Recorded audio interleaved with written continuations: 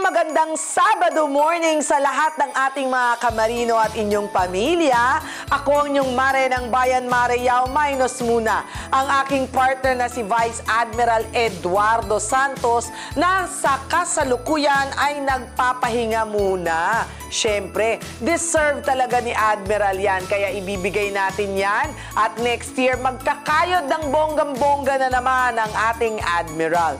At ito na nga ang huling Sabado ng taon, mga kamarino. At dahil huling Sabado ng taon, siyempre, dapat sariwain natin ang mga pangyayari ng buong taon ng 2024. Mga malalaking kaganapan sa mundo ng maritima, katulad na lang ang pagpasa ng Magna Carta for Seafarers. At hindi lang yan, syempre, ipapakita rin namin sa inyo ang mga naggagandahang inspiring stories na aming na-feature dito sa ating programa. At buong pusong pasasalamat sa aming mga sponsors at syempre sa inyo mga kamarino na patuloy kaming sinusuportahan mula noon hanggang ngayon. Sagot namin ang kasiyahan, sagot namin ang impormasyon, sagot namin ang napakagagandang istorya. Ito pa rin ang the first and the longest running television program para sa ating mga seafarers.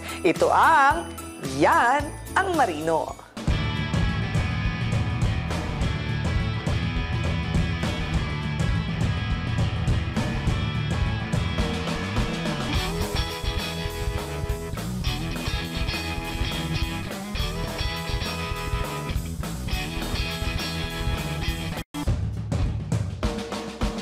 This portion is brought to you by GCash, SM Supermalls, Pag-ibig Fund, lingkod pag-ibig, tapat na serbisyo mula sa puso.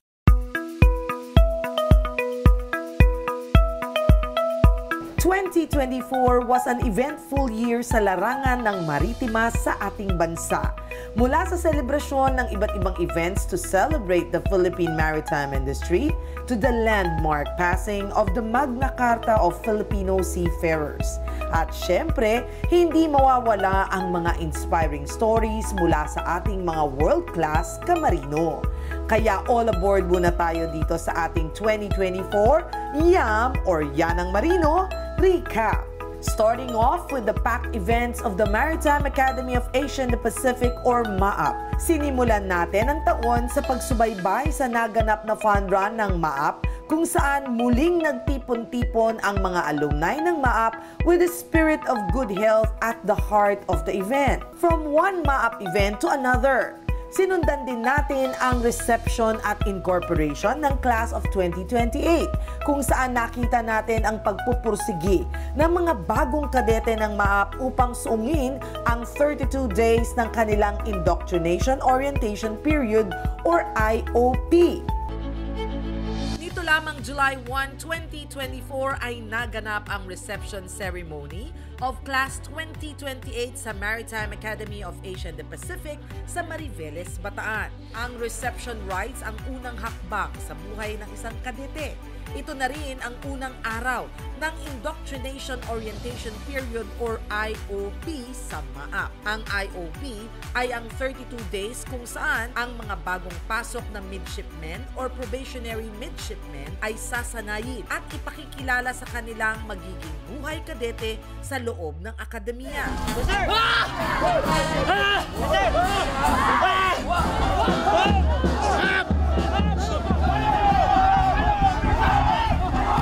Ang Incorporation Day ay ang huling araw ng 32 days nilang pagsasanay.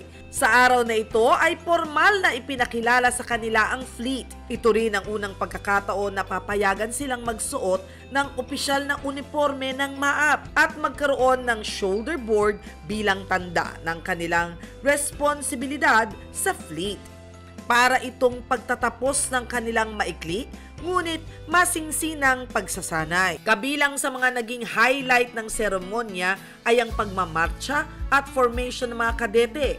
Dito ay ipinita nila ang kanilang disiplina, kaayusan at pagkakaisa ng bawat miyembro ng kanilang batch. Punong-puno rin ng inspirasyon, dedikasyon at tagumpay ang ating mga naging featured stories this 2024. Mula sa kwento ng first MAAP alumnus na naging doktora, Doktora De La Serna. When things go wrong as they sometimes will, rest if you must, but don't you quit. So, nagpapahinga lang sandali. Tapos, bangon ulit, laban lang. Isa-isang araw lang. Huwag mong iisipin kung ano yung bukas. Ating ding nalaman ng kwento ni na Mr. and Mrs. Velez. 3 taon na pagiging marino ni Heriberto at sa kasama nilang pag-abot ng kanyang asawa na matamasa ang maginhawang buhay, itinuro nila sa atin sa pamamagitan ng kanilang kwento ang kahalagahan ng pagkakaroon ng solidong pundasyon na binubuo ng tiwala, respeto at walang sawang pagsuporta sa bawat isa. Ang bawat tagumpay na nakakamtan ay mas nagiging makabuluhan dahil ito ay para sa pamilya. At success stories ng mga seafarer vloggers na si Marvin Sagnoy, Kuya Mayor Chanel or Chanel at Seaman Live. Manalig lang kayo, ganun. Tuloy-tuloy lang, huwag sumuko. Huwag sumuko. Para sa pamilya. Yung importante doon, para sa pamilya. Kaya, alam mo, it's not come up to my thinking na talagang, ganito na ako. Mayaman na ako. Hindi. So, naisip ko, alam mo, time will come, kung binigay sa'yo, pwede rin kunin. Di ba? So, it's just temporary lang talaga. What is the most important is, nakakatulong ka. I want to motivate yung mga followers or yung mga tao na nakakakita sa page ko. Kasi I was also motivated by other people. I want to share the good vibes dun sa page ko. Sa pagbabalik ng Yanang Marino, ano nga ba ang mga events at serbisyong naihatid ng ating programa para sa taong 2024? Don't miss this 2024 Yam Recap mga kamarino, kaya dyan lamang kayo! Para sa mga gustong maging world-class kamarino, narito na ang petsa at lugar para sa entrance examinations ng Maritime Academy of Asia and the Pacific, MAAP Class of 2029. Para sa kabuang detalye, maaring bisitahin ang maap.edu.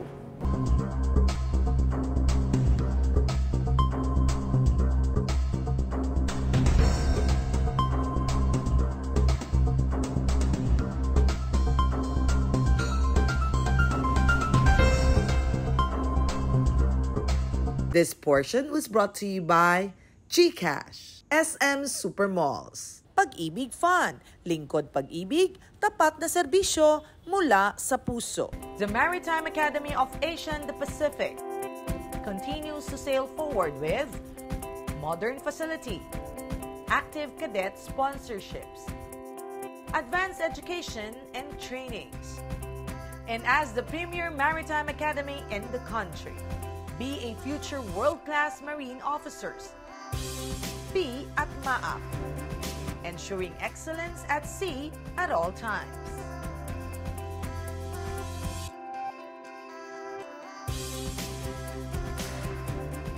Ang bawat bayaning Pilipinong magdaragat, may kaagapay, may kaibigan, may kakampi, may kasangga, may kabalikat.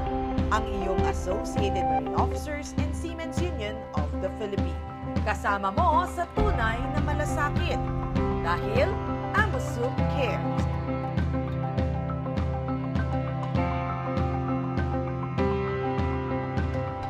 This portion is brought to you by GCash, SM Supermalls, Pag-ibig Fun, lingkod pag-ibig, tapat na serbisyo mula sa puso.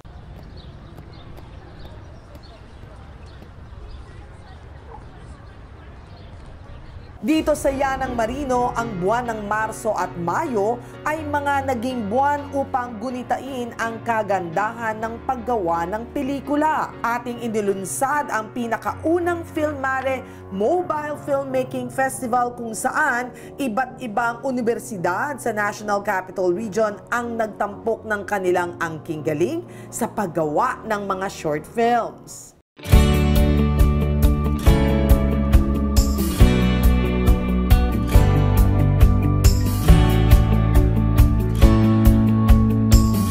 May 17, ay naganap ang kauna-unahang Filmare Filmmaking Festival 2024 awarding ceremony na sinalihan at dinaluhan ng ilan sa mga nangungunang universidad sa ating bansa.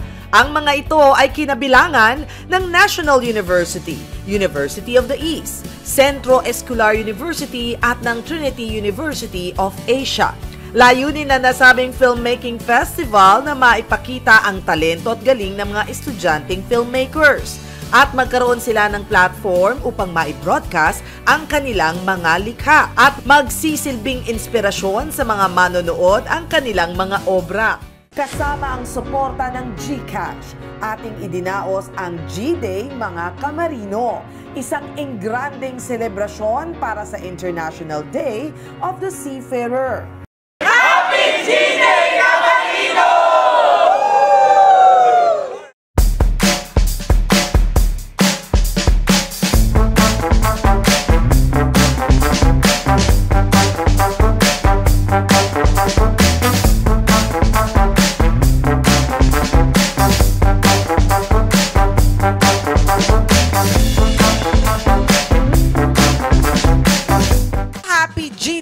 Kamarino, ngayon ay Day of the Seafarers. Araw ninyo ngayon, kaya't samahan nyo ang Yanang Marino at syempre ng GCash. Sa selebrasyon na ito, marami kaming inihandang papremyo, mga happenings para sa inyo, kaya dyan lamang kayo at enjoyin ang araw na ito. And for today's Master of Ceremonies, ANC News Anchor and host, may we call on Miss Rica Lazo.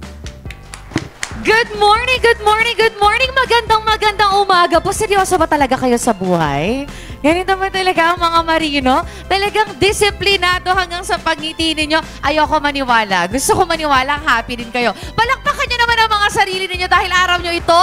Bilang bahagi ng layunin ng ating programa, ating ding isinagawa ang monthly livelihood caravans upang magbigay ng iba't ibang ideas for other sources of income para sa ating mga kamarinong miyembro ng AMUSU. Kasama na dyan ang paggawa ng household at personal care products tulad ng dishwashing liquid, fabric conditioner, perfume at recycled house decors. Hindi rin mawawala ang ating partner na Philippine Trade Training Center kung saan nagbahagi sila ng financial literacy program. Capping off ang handog ng Yanang Marino, binisita natin ang Hospicio de San Jose at Payatas upang magbigay ng mga gift packs at food packs this holiday season.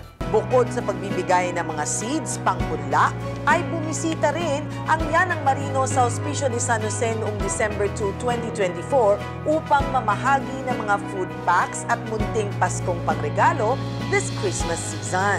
Ako po si Mariao at meron akong programa sa telebisyon. Ang programa po sa telebisyon ay Yan ang Marino. At hindi lang dyan nagtatapos dahil nagbigay din ang Yanang Marino ng Christmas gift bags sa mga residente ng Group 13 Barangay Payatas B, Quezon City. Up next sa Yanang Marino, ating balikan ang mga controversial provisions sa Magna Carta of Filipino Seafarers at alamin ang katotohanan sa likod nito. Dito lang yan sa Yan ang Marino. Welcome to the Philippine Trade Training Center Global MSME Academy, your next training and events destination. Step into our inviting space where innovation thrives and connections are made.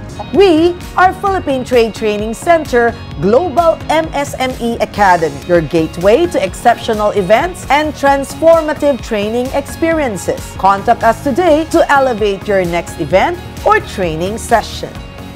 The Maritime Academy of Asia and the Pacific continues to sail forward with modern facility, active cadet sponsorships, advanced education and trainings. And as the premier maritime academy in the country, be a future world-class marine officers. Be at MAAP, ensuring excellence at sea at all times.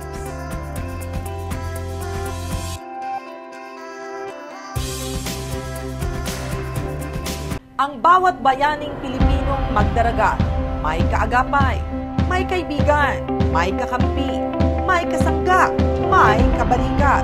ang iyong Associated Marine Officers and Seamen's Union of the Philippines. Kasama mo sa tunay na malasakit dahil AMUSUP cares.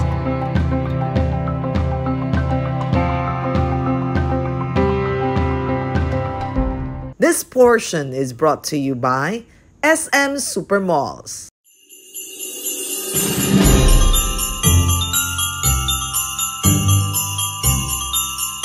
Para sa ating mga Pilipino, hindi lamang natatapos ang diwa ng Pasko sa pagiging matulungin at mapagbigay tuwing Christmas season. Ating tunghayan kung paano naging Santa for someone ang ating mga kababayan sa kanilang social experiment na ginawa sa SM Supermalls.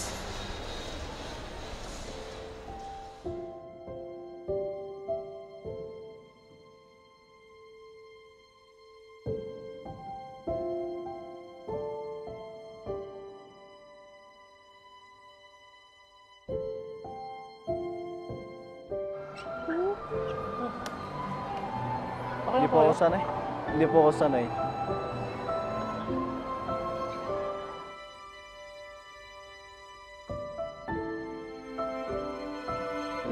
May takot kasi ako sa escalator.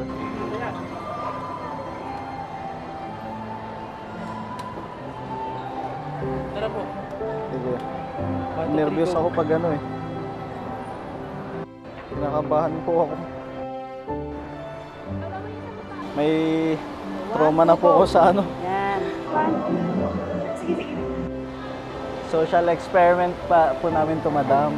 Sa SM po. Ay. Para sa Christmas. Nandito po yung camera natin. Tsaka meron din sa taas. Tsaka din sa taas. Sa taas. Kinakabahan daw siya, sabi niya, para nang hindi siya makababa. Kinakabahan lang ako sa kanya, naawa ko. Kasi may pamangkin akong may autism. Tinanong ko po siya, natatakot ka? Kaya mo ba? Sabi ko, halika tulungan kita. Sabi ko sa kanya. Ma-receive na gift this Christmas. Material na bagay, wala naman eh.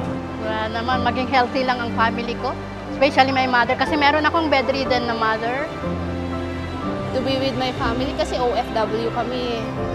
We just came for vacation to be with our daughter.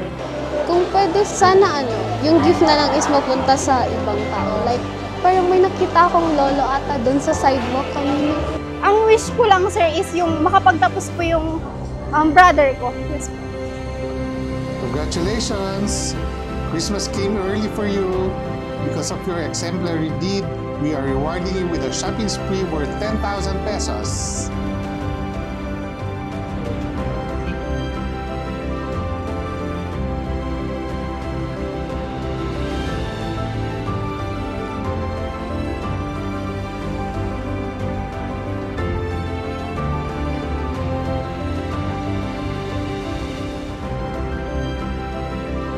Thank you, SM! Maraming salamat po sa SM Supermall. Thank you, SM. For SM po, thank you!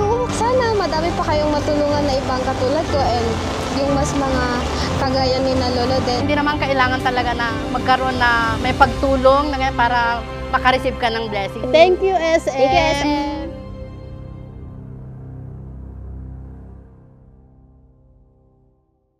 This portion was brought to you by SM Supermall. The Maritime Academy of Asia and the Pacific continues to sail forward with modern facility, active cadet sponsorships, advanced education and trainings.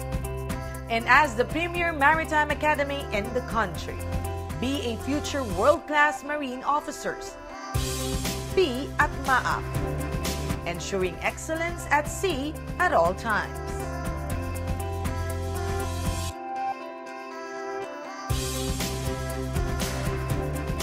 Ang bawat bayaning Pilipinong magdaragat, may kaagapay, may kaibigan, may kakampi, may kasangga, may kabalikat. Ang iyong Associated Marine Officers and Seamen's Union of the Philippines. Kasama mo sa tunay na malasakit dahil AMUSUP cares.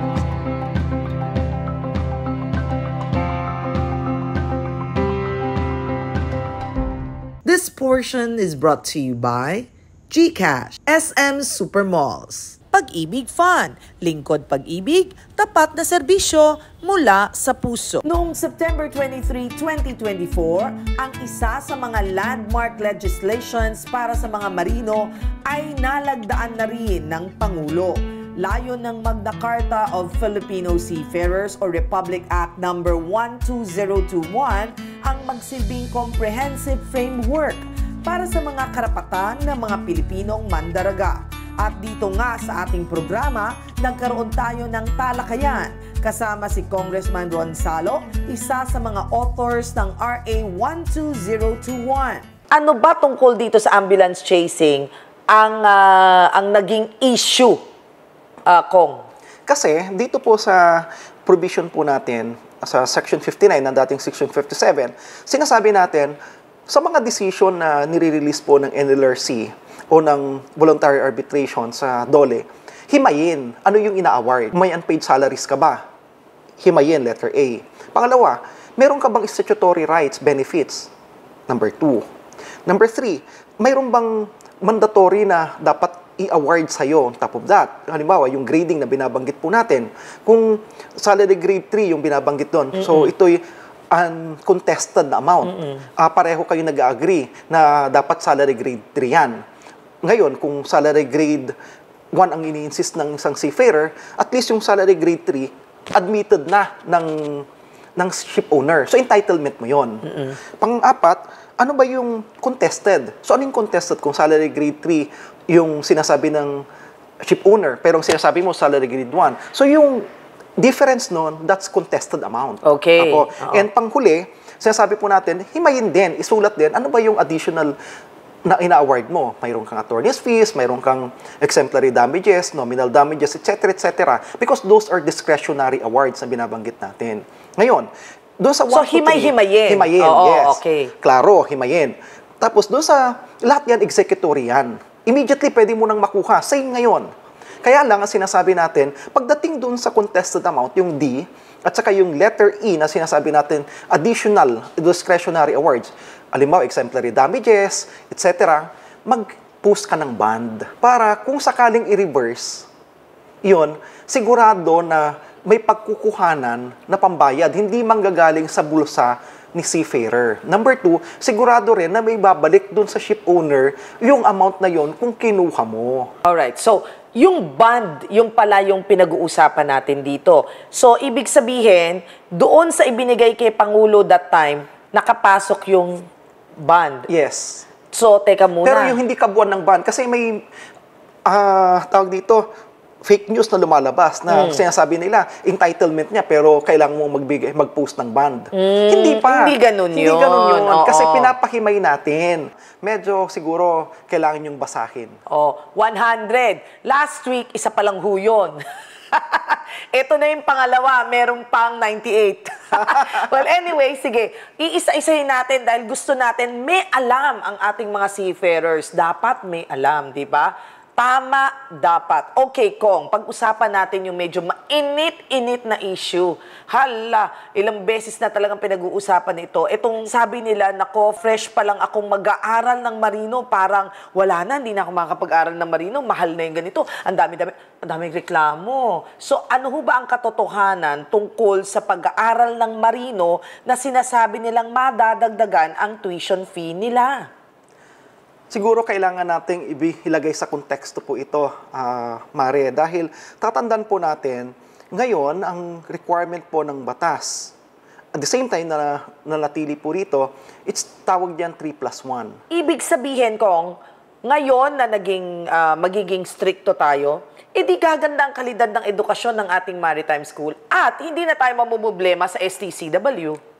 Tama po kayo. Tama yun ba yung isa ako? sa objectives nito. Kaya natin hinihigpitan para yung mga schools talagang training maibibigay yung tama na kasanayan at kaalaman dun sa mga estudyante po natin. Of course, ang sinasabi po nila, hiwalay naman yan, hindi naman po yan seafarer, yun yung argument po nila. Kadete pa nga lang yan, hindi yan seafarer. Pero tatandaan po natin, under the STCW, yung kadete, considered din seafarer. Correct. Number 2, dito sa Magna Carta Filipino Seafarers, kapag hinimay nating maigi, it's the totality. You're making a seafarer from his education, from his training, to practice of the profession at to the time na mag-retire po siya, it's the entirety of it. Kami dito sa Yan ang Marino ay taus-pusong nagpapasalamat sa lahat na nagbigay ng parangal sa ating programa at sa lahat ng mga nagtiwala naming mga kapartners.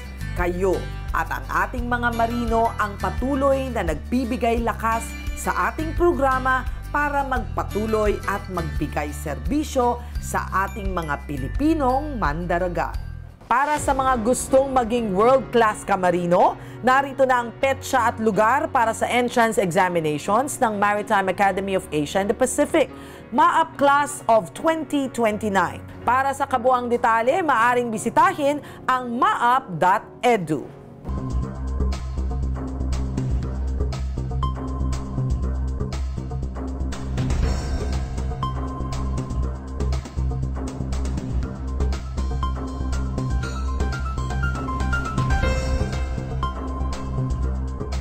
This portion was brought to you by GCash, SM Supermalls, Pag-ibig Fund, lingkod pag-ibig, tapat na serbisyo mula sa puso.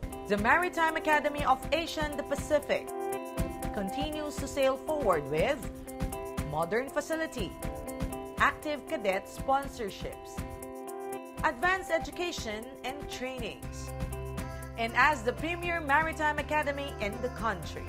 Be a future world-class marine officers. Be at MAAP, ensuring excellence at sea at all times.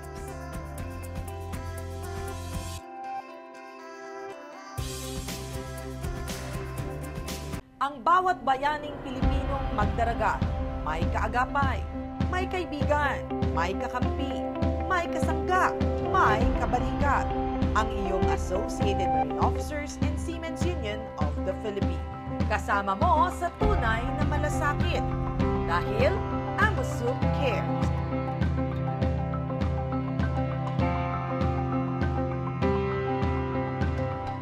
Buong puso po kaming nagpapasalamat sa buong taon na inyong pagsuporta at pagmamahal dito sa ating programang Yan ang Marino. Maraming salamat po kay Dr. Conrado Oca, ang presidente ng AMUSUP at syempre ang ating presidente ng MAAP, walang iba ang aking partner na si Vice Admiral Eduardo Maar Santos. At sa ating mga partners dito sa ating programa, nandyan ang GCash, nandyan ang Pag-ibig Fund, SM, maraming salamat po. At hindi magiging kumpleto kung wala kayo na aming mga kamarino. Buong puso po kaming nagpapasalamat sa inyo at maaasahan nyo sa susunod na taon, stronger and better, Yan ang Marino ang inyong mapapanood. Patuloy lamang po tayo magbibigay serbisyo sa inyo mga kamarino sa pagbibigay ng impormasyon at hindi lang yan, pagbibigay ng mga inspiring stories, marami pang tulong ang pwede naming maihatid para sa inyo. At muli, manigong bagong taon sa inyong lahat mga kamarino. Ang dasal namin, masagana at mapayapa at ligtas na taong 2025 sa inyo at ng inyong pamilya. Happy New Year everyone! Happy New Year! Gayang bagong taon. Hi! Hello guys! Happy New Year dyan sa inyo lahat sa Batangas. Merry Christmas, Liam, Fiona, Donalyn, Doray, Duday, sa lahat ng taga-Muslas dyan. Merry Christmas. Happy New Year po, mga taga-Barangay Paltok. Happy New Year po. Ako si Trini. Ako naman si Trini. Hello everybody. Merry Christmas and Happy New Year to all of you. Thank you.